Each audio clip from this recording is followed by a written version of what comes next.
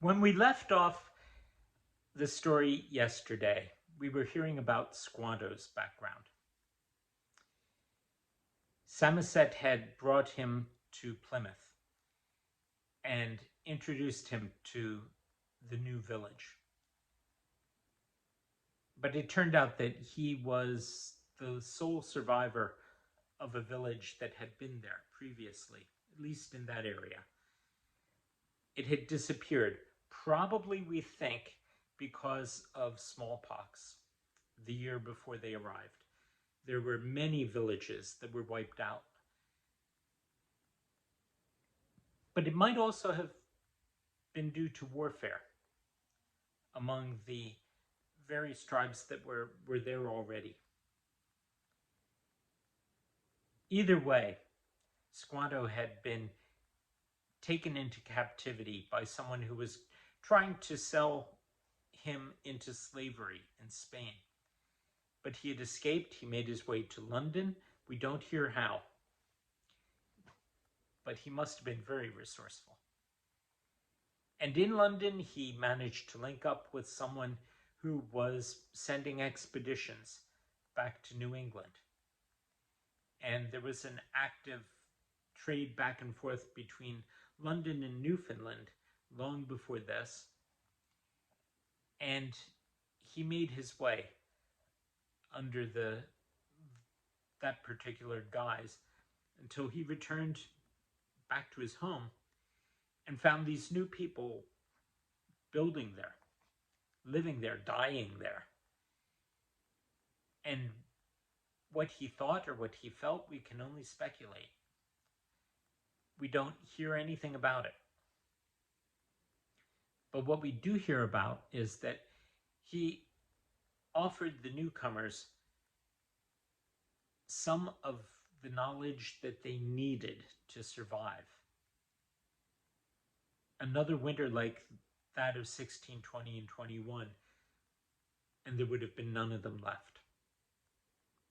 And to have let them die off would have been an option for him. But he didn't do that. We hear here from Bradford, though, not about Squanto, except what he had to say about him with thanks for his help. And that he remained with the villagers until his death, the new villagers, for a long time. But Bradford picks up the story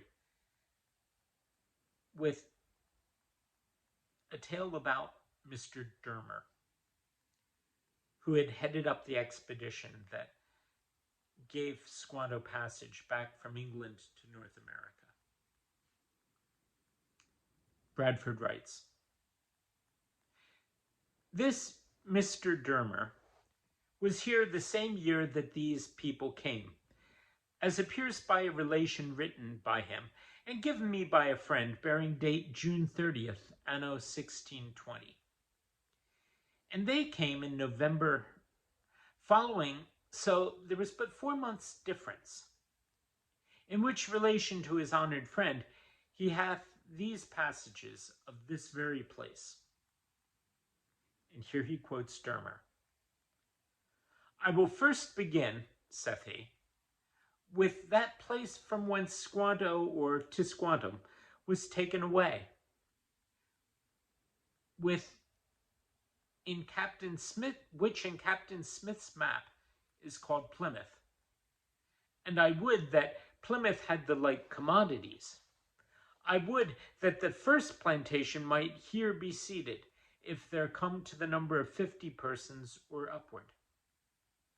Otherwise at Charlton, which perhaps is Charlestown, I don't know. Because there savages are less to be feared. The Pockenaukets, which live to the west of Plymouth, bear an inveterate malice to the English, and are of more strength than all the savages from thence to Penobscot.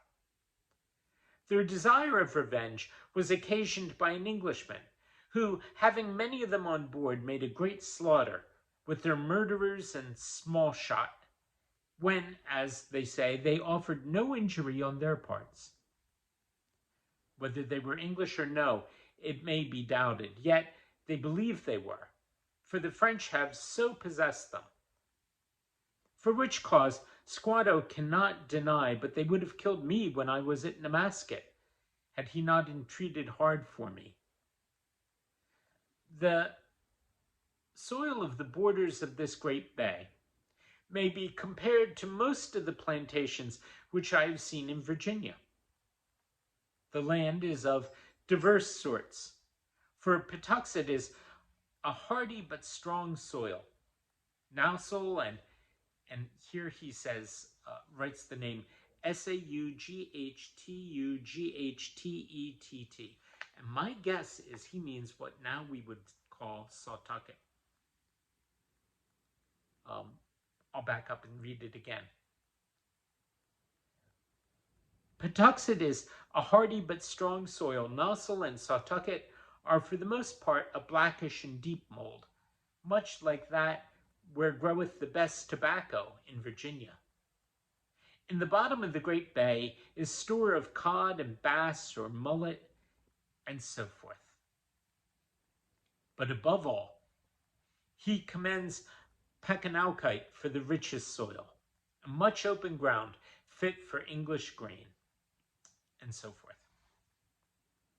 Massachusetts is about 9 leagues from Plymouth, and situate in the midst between both, is full of islands and peninsulas, very fertile for the most part. Massachusetts to him is not what we would think of now as the state or the Commonwealth. For him, Massachusetts is the Massachusetts Bay Company to the north, and Plymouth is a different settlement entirely.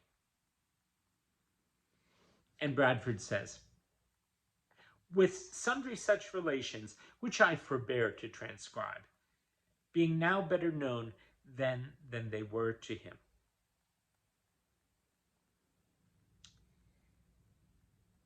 We'll be back to this tomorrow.